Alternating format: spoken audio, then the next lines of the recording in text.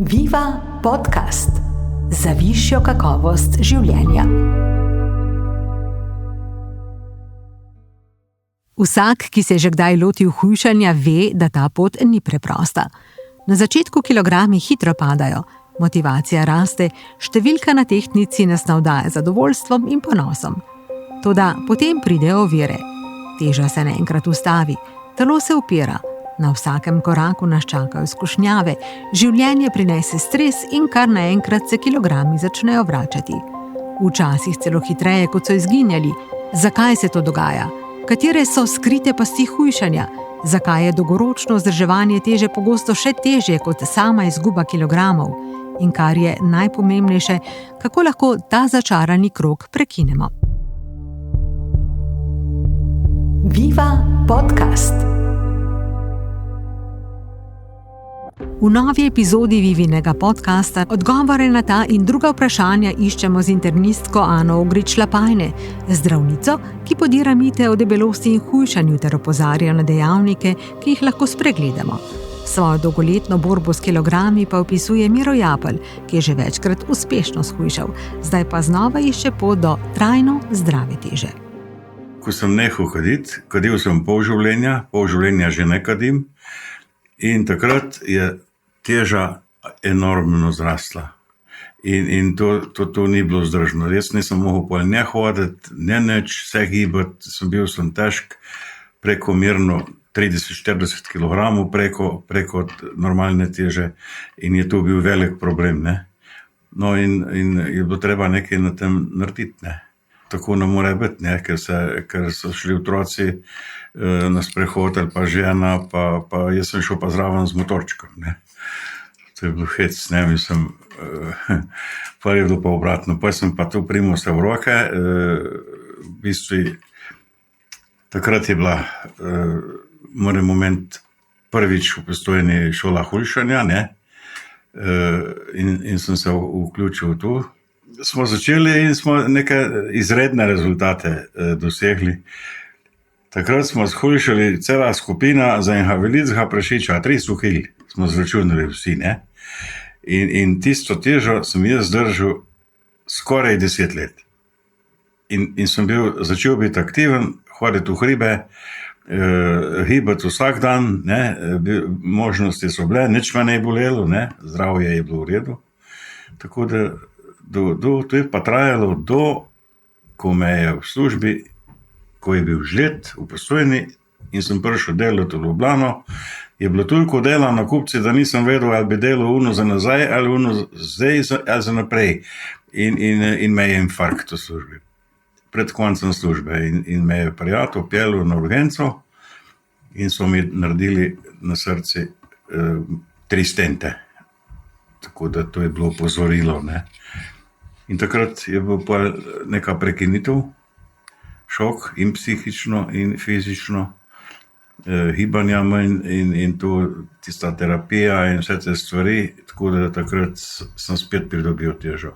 Ampak jaz tako težo ne morem in sem spet ukrepal in ponovno začel ta program, ne, sicer na novo in spet uspešno.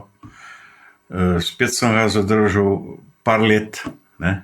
Zelo uspešno, no, in gibanje spet in vse, in jaz sem pa pozabil, da je sploh bil infarkt in karkoli. In nisem sploh čutil nič več nobenih problemov. In jih tudi zdaj ne čutim. Obiskujem pa kardiologa, ne, in on mi reče, ne, da spet je šla malo vrh teža in to opozarja, gibanje je pogoj, da tisto, kar zaužiješ, tudi porabiš, ne. Sigurno imam 10-15 kil, za moje leta bi mogel shujšati, ne. Jaz grem vsak drug dan na Lipovec zjutraj. 2 ure intenzivno hodim, ne.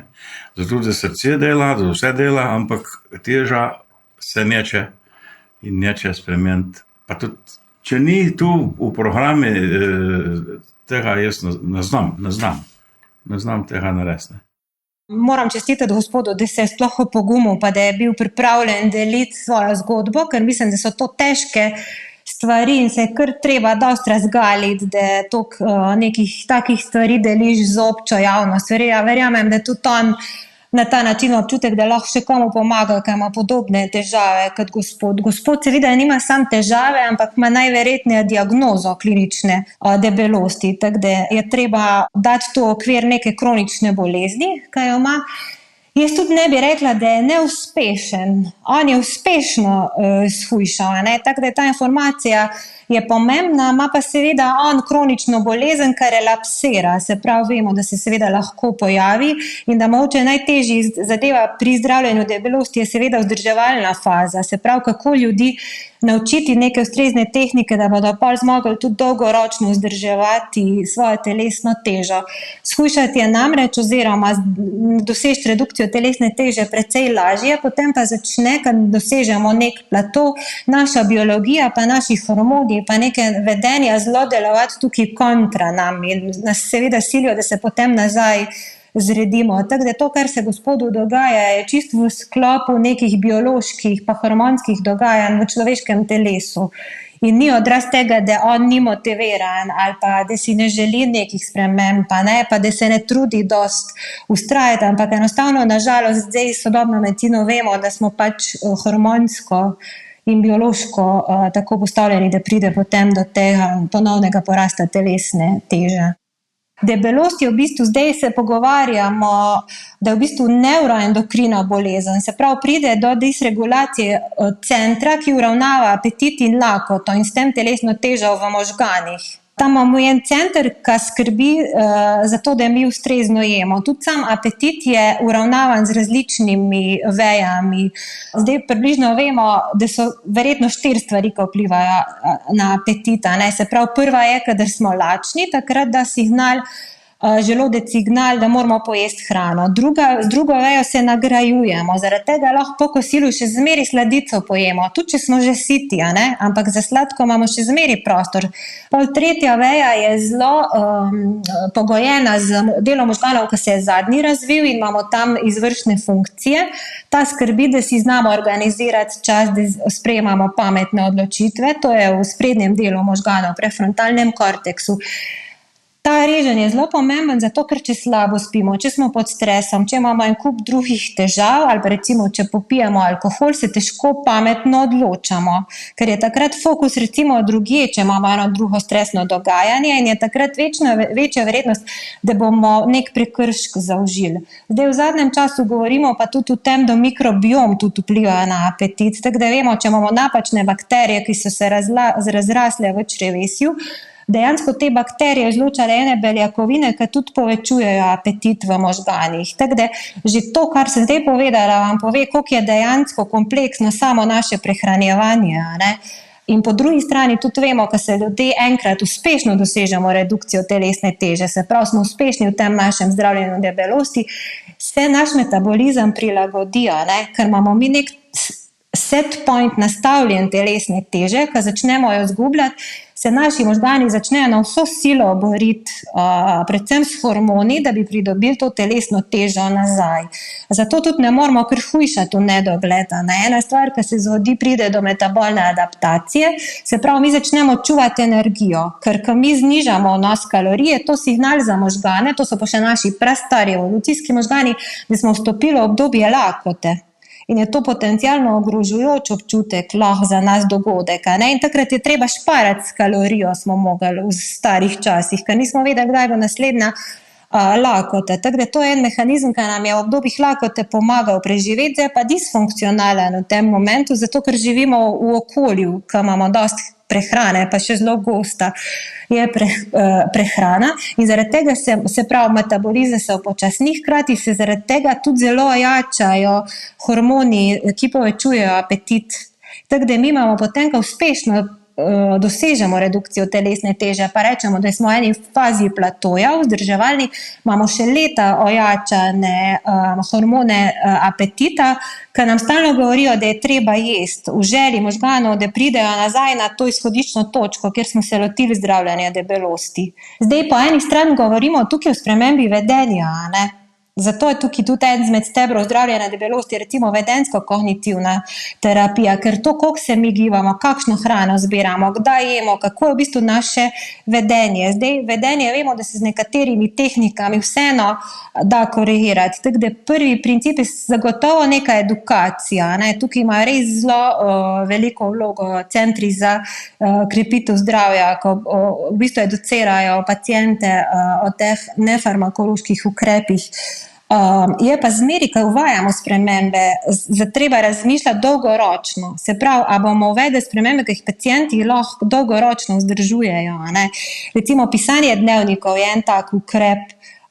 To je zelo zahtevno, recimo štetje kalorij pa natančno merjenje. To pomeni, da je treba tudi zelo veliko časa in energije temu projektu posvetiti, ne? Da ljudje, ki pišejo, kaj pojejo, manj zaužijo, ker imajo več nadzora nad to prehrano. Pa zagotovo v osnovi se pa treba najprej naučiti, kaj je zaželjeno, da jemo, pa kako nadzorujemo količine prehranske. Ne? Skušali smo, prvič sem največ, ne?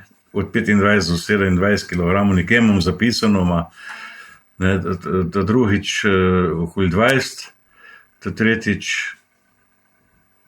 se ne spomnim, da zadnjič pa 13. Tako da vsakič je bilo uspešno, samo zadrževanje teže je problem. Ne. Tam te navadijo jesti 5-krat na dan, ješ manj masno hrano, nikoli nisi lačen, ne? In če se tu navadiš, si rešen. Ker pa ni ben problem, ne? Problem so fešte, rojstni dnevi in tam je takoj poješ preveč, ne? In ne vem, ma je mendete sorta, mi smo take sorte, da se nas vse prime, ne? In pol je tudi problem tu, ni za vsakega. Eni lahko pojejo polhno, eni pa nič, eni pa malo, ne? In tako da tu je problem, ne? Ohranil sem gibanje, ohranil sem 5-krat na dan jest, najmanj 5-krat na dan jest, ne?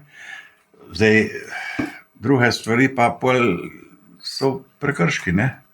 Jaz jem lih tako hrano kot žena, ampak žena je taka, 50 kg, jaz pa 105, ne? Ampak tu je zdaj problem, ne vem, zakaj se to zgodi. Dobro, kakšenkrat mogoče jaz, kaj masnega, pa ona neče nekaj, ne vem, to so take stvari. Tako imam občutek, da ni tu, da je tu dosti v genah, ne? Dosti v genah, pa mi smo že v letih, ne? Smo čez 70 in zdaj telo drugače tu predelava in dela, ne? Zdaj je tudi zdeti, jaz sem videl, da je tudi zdeti, ker je bil malo manjši uspeh, čeprav izreden. In zdaj ne vem, ali bom ponovil, mene je že malo sram, ne, tam so fajn punce in fajn posadka, tako da se tudi kaj pohecamo in se imamo radi, no. 4-krat sem bil, uspešno 4-krat. In vsakič sem zadržal dolgo cajta, ne. Pa ko se začne pa rušiti ta zadeva, se pa kar sesuje, ne. Več prekrškov je, teh rojstnih dnevov je toliko, da človek ne zna povedati.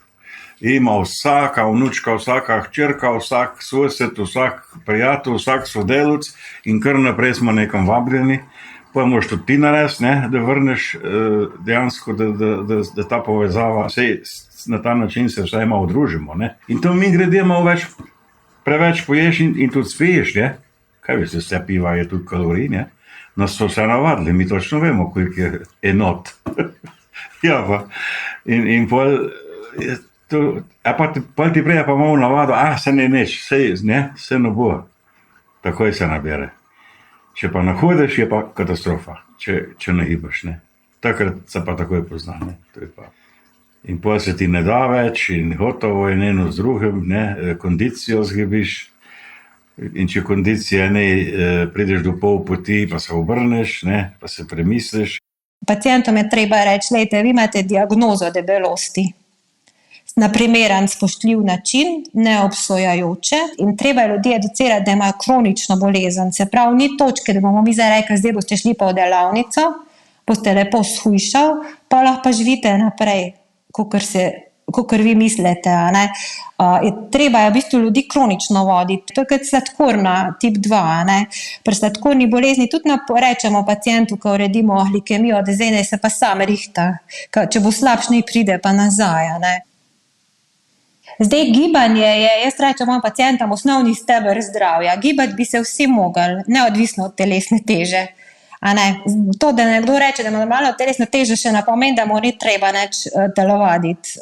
Tako da to vse paciente učim za samo redukcijo. Težko pa mi shujšamo sam z gibanjem, ker enostavno ne moramo toliko veliko kalorij porabiti, da bi to bilo učinkovito. Je pa zagotovo učimo to paciente tudi v prvi fazi hujšanja. Se pravi, v prvi fazi je bolj pomembna ta redukcija kalorij in telesna aktivnost. Zdaj, moramo pa telovaditi tudi, če zaradi tega ne hujšamo nujno. Prvič, to izboljša naše duševno zdravje, bolj se počutimo, bolj smo zadovoljni, zato imamo lažje nadzor tudi nad prehranjevanjem, uredi se recimo spanje. Vemo tudi seveda, da gibanje vpliva samo pozitivno na sam metabolizem maščevja, pa znižuje vnetje v telesu in hkrati s tem tudi že delamo na tem, da bomo povečevali mišično maso, ne?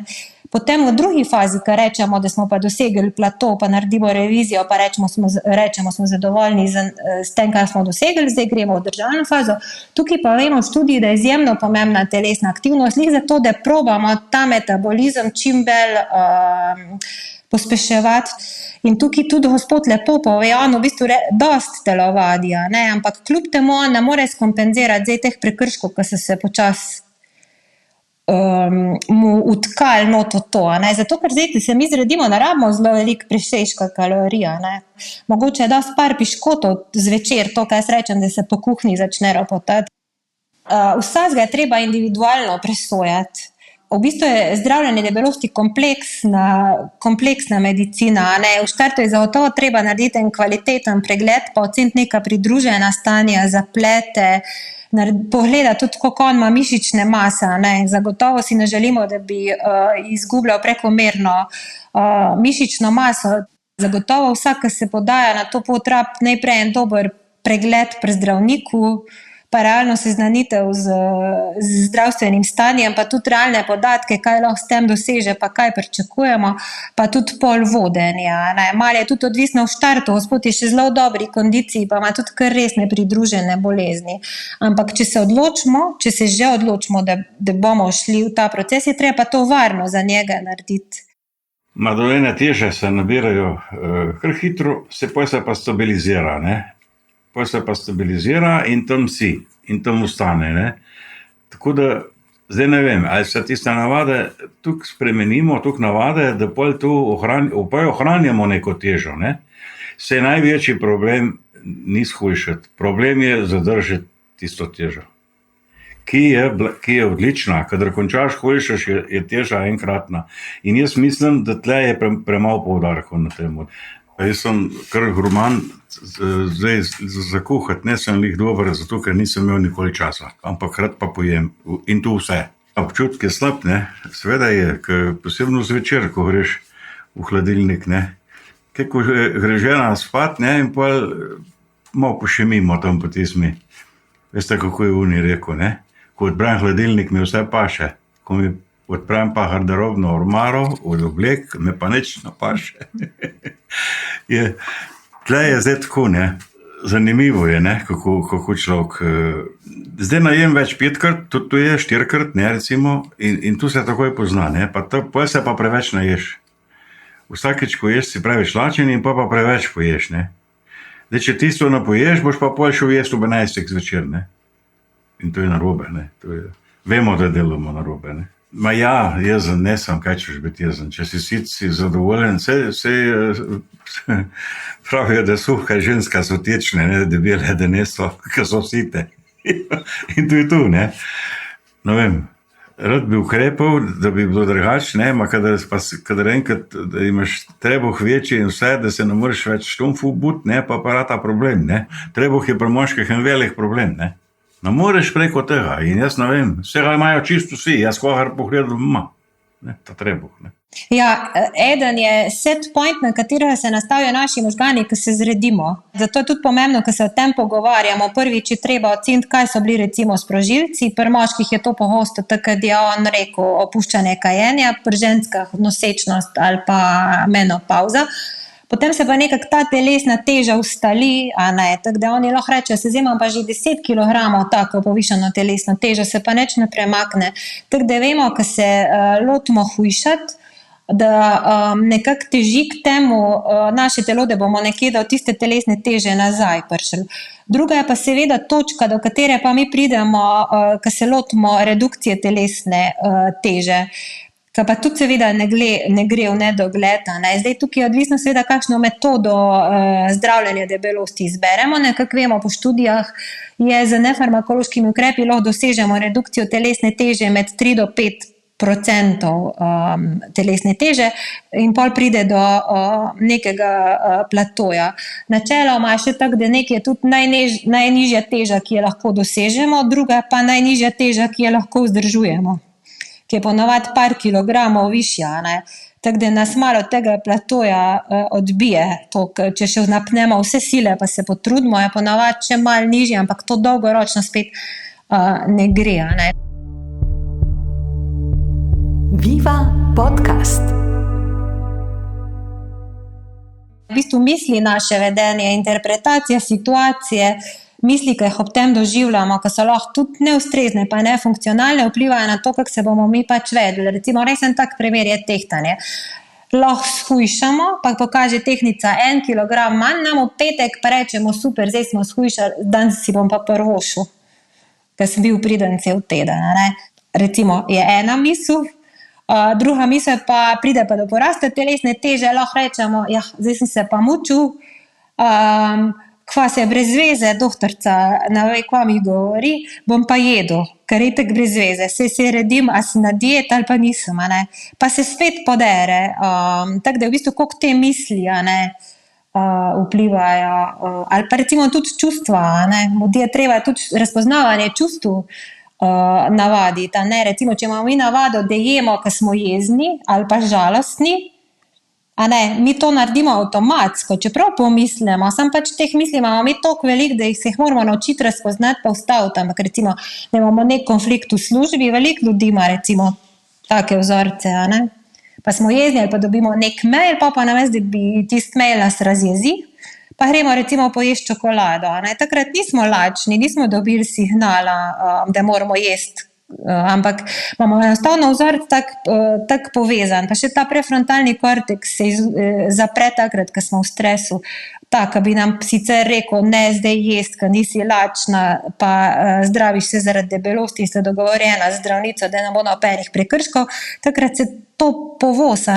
Zdaj če se pa mi naučimo razpoznati to jezo, pa da imamo ta vzorec, se pa takrat lahko ustavimo, pa rečemo, ne, zdaj si jezna, zdaj nisi lačna, ne odgovarjati na mail v efektu, ker to ni v redu, 5 spite en kozarec vode, pa narediti 3 počepe, recimo na ta način, tudi to so ene tehnike, pa tudi naučiti se lakote, tudi to je zanimivo področje, a smo mi znamo biti še lačni, ljudje niti vejo, sploh kaj je lakota pravzaprav, zato ker če jemo vsake 2 ure, nikoli nismo lačni, In tudi pol je to treba normalizirati, se pravi najprej jih izpostaviti, da bodo kdaj lačni, da se ljudje tudi naučijo, da je nič narobe, da ni narobe, če smo nekaj časa lačni, ne bo se nam nič zgodilo, to tudi mine. In je treba pač malo se naučiti, da nam je lahko tudi neprijetno, pa da to zdržimo. Idealno je seveda, da imamo normalno telesno težo, pa smo zdravi, to velja za moške in za ženske, pa še da smo v kondiciji, da vzdržujemo mišično maso. To je zelo seveda pomembno za ženske v menopavzi. Zdaj načeloma mi vsi shranjujemo najprej odvečno maščevje v podkožje.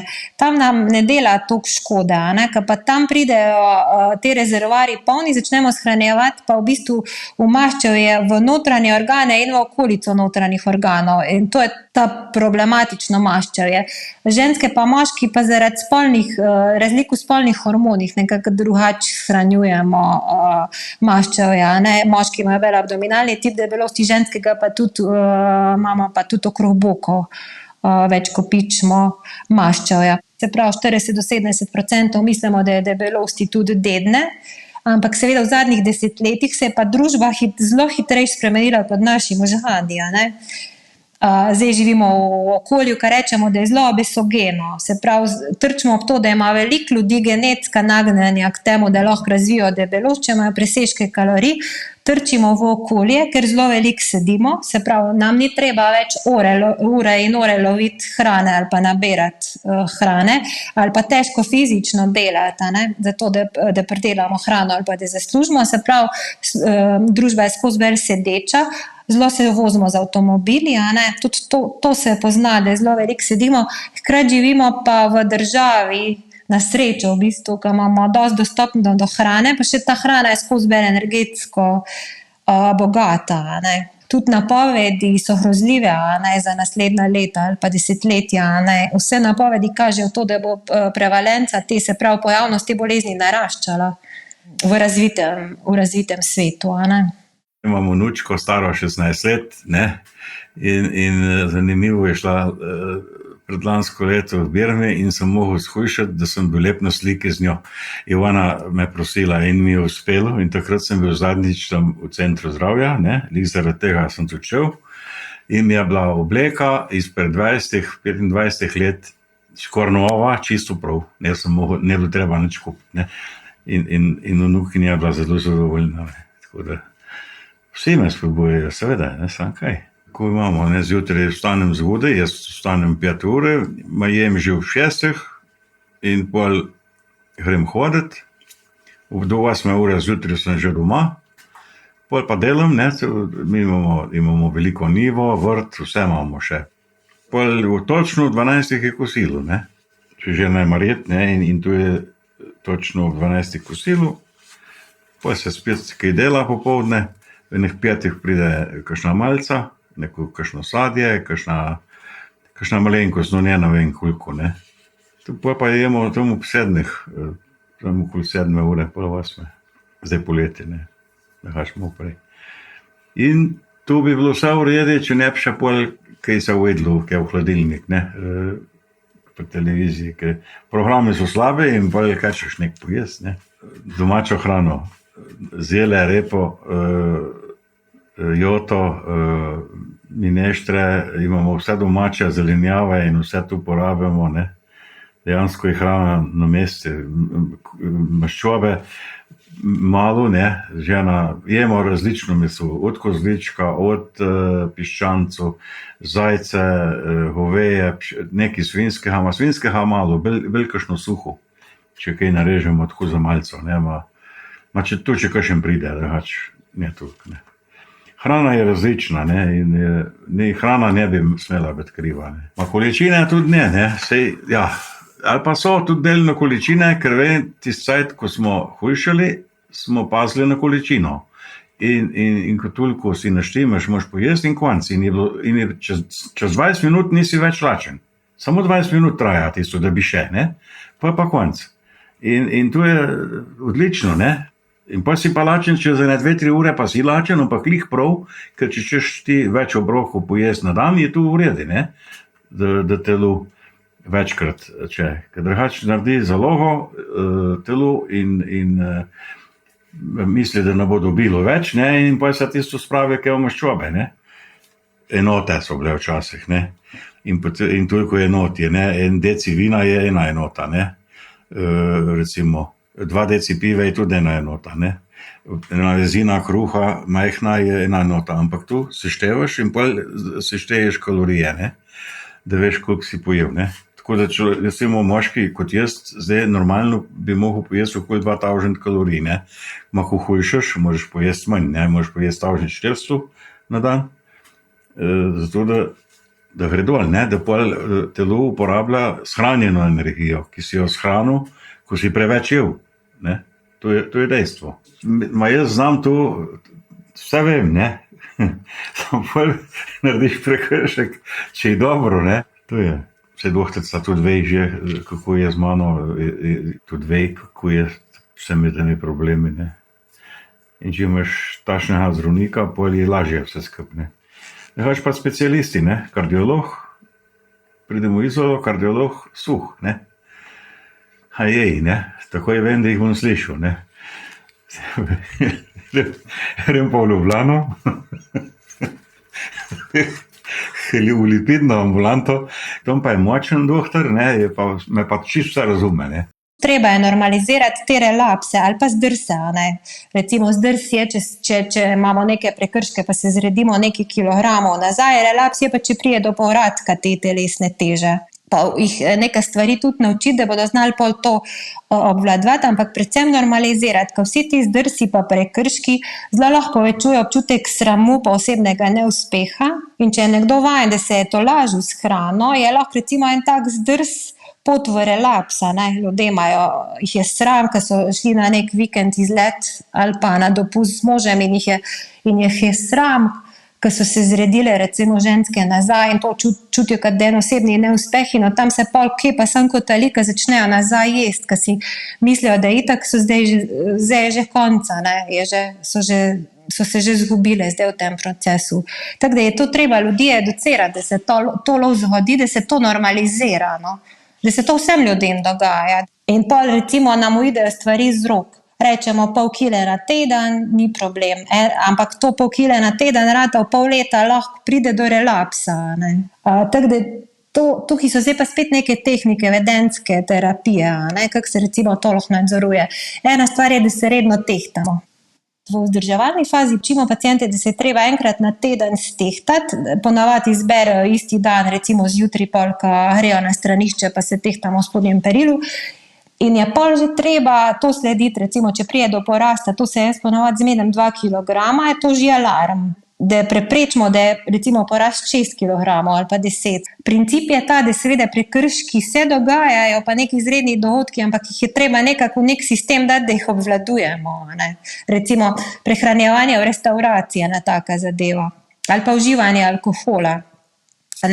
Za v restavraciji je fajn se pripraviti prej, recimo, ne iti čist lačen, pa mogoče je za pogledati doma že jedilnike, menije, pa že nekaj zdravega zbrati, da že veš, kaj boš naročil in tam pa, ko priješ, pa je vse ropota, pa diši, pa so vsi zadovoljni, pa možnosti spiješ še en kozarc penine, pa bi pa naročil velika verjetnost, da ne bo v redu. In podobno je na zabavah. Oziroma, jaz rečem, da ne ukalkulirajo, če vejo, da grejo na neko družinsko kosilo, ne si splanirajo, lahko grem na kosilo, ampak ali bom šel pol na sprehod, ali pa pač vejo, da mora biti naslednji dan res zelo omejitev kalorij, da pač to skompenzirajo. Pa še Slovenci imamo ta družinska kosila, ker je na teh pladnjih, tam je nemogoče nadzorovati količino. Zdaj, kaj se lahko zgodi, da mi gremo v soboto na družinsko kosilo, pa se imamo zelo fajn, pa si pa še v nedeljo rečemo, ja, se ni tako, recimo včeraj že jedel, bom pa še danes, pa bomo v ponedeljek začel, pa smo lahko že v začaranem krogu. To je spet treba ljudi educirati na ta princip, da se jim to lahko zgodi, ampak da morajo imeti načrt, kaj bodo pol naslednji dan naredila. Alkohol načeloma svetujemo abstiniranje, vse v prvi fazi, dokler pada telesna teža, prvič ima kalorije, ker v bistvu jih popijemo, od tega nismo tudi neč siti, tudi nima nobene vrednosti prehranske. Alkohol hkrati pa, če ga preveč pijemo, zelo dezinhibira naše vedenje in takrat je večja vrednost, da bomo več jedli, če smo malo kajeni od alkohola. Zdaj, idealno je seveda, da stvari v kuhinji nimamo takih, ki jih ne smemo. Kar sicer terja družinski angažma oziroma velikrat pripravljenost za konca, ker eni porečejo, to velikrat ljudje rečejo, je treba imeti piškote za obiske ali pa sok mama za obiske. Sej super, da imate piškote za obiske, a počakajo te piškoti obiske, ali jih vi pojeste v 2 večerih ali pa v enem. En ukrep je seveda to, drugi je ta razpoznava teh misli, kot sem že prej rekla, a sem lačna. Če sem lačna, še zvečer je, pol moram nekaj zdravega pa nasitnega izbrati, se pravi to ustaviti, pa reči, zdaj sem žalostna mogoče, ali pa bom šla na en sprehod, da se te stvari proba ne avtomatično peljati. Če se pa že zgodi prekršek, pa je pol tudi to ni dobro, da se pa katastrofizira. Je treba pa reči, v redu, zdaj je pač bil prekršek, od jutri štartamo naprej. To je podobno, psihologi pravijo analogija kot s prometnimi znaki. Če mi prevozimo stop znak, ki smo ga spregledali, to je tudi prekršek. Sam nam rekli, ja, zdaj sem pa že prevozil zjutraj stop znak, zdaj bom pa cel dan čez stop znake vozil, ampak bom rekel, ok, zdaj sem peljal skozi, Bog pomahi, hvala Bogu se nobenemu ni naredilo, zdaj naprej pa pač se bom ustavil in podobno je tudi pri temu, a ne. Da ni tudi tega obtoževanja, a ne. Tukaj je zelo pomembna tudi dnevna motivacija, to tudi na začetku lahko učimo, da ljudje pripravijo neko listo prednosti, zakaj je dobro, da oni shujšajo. Zato, ker oni se morajo kratkoročno odpovedovati nekim stvarem za dolgoročni učinka, ne. Tako da recimo neka lista prednosti, ki jo pa ti zjutraj pa zvečer prebereš, zakaj je dobro, da boš zdrav to bolezen, in praktične stvari, da bom lažje sedel v avtobusu, da si bom lahko kupila nova oblačila, da bom lahko, to, kar je gospod rekel, zaradi vnukinja, ne, da bom lahko se dal v lepo obleko. S tem je to lažje nadzorovati, ne, ker če mi recimo imamo plan, da to zvečer preberemo, po večeri recimo, je pol lažje, ker bomo hoteli tiste piškote vzeti, reči ne, ok, v redu, zdaj bi sicer tiste piškote, ampak lih prej sem pa prebral, zakaj jih ne smem, ne. Tako da na ta način se pol dnevno motivacijo jača z nekimi takimi tehnikami. To je bila nova epizoda Vivinega podcasta. Ob strokovnih razlagah internistke Ane Ogrič-Lapajne in iskreni osebni zgodbi Mira Japla smo skušali razjasniti nekaj dejstev o hujšanju in opozoriti na nekatere zmote. Predvsem pa pokazati, da je pot do dolgoročno zdrave teže res zahtevna, a hkrati povsem mogoča, če se je lotimo z znanjem, potrpežljivostjo in pravo podporo. Viva podcast! Podcast sem pripravila Mateja Jordan, za tehnično obdelavo pa je poskrbel Maj Štravs.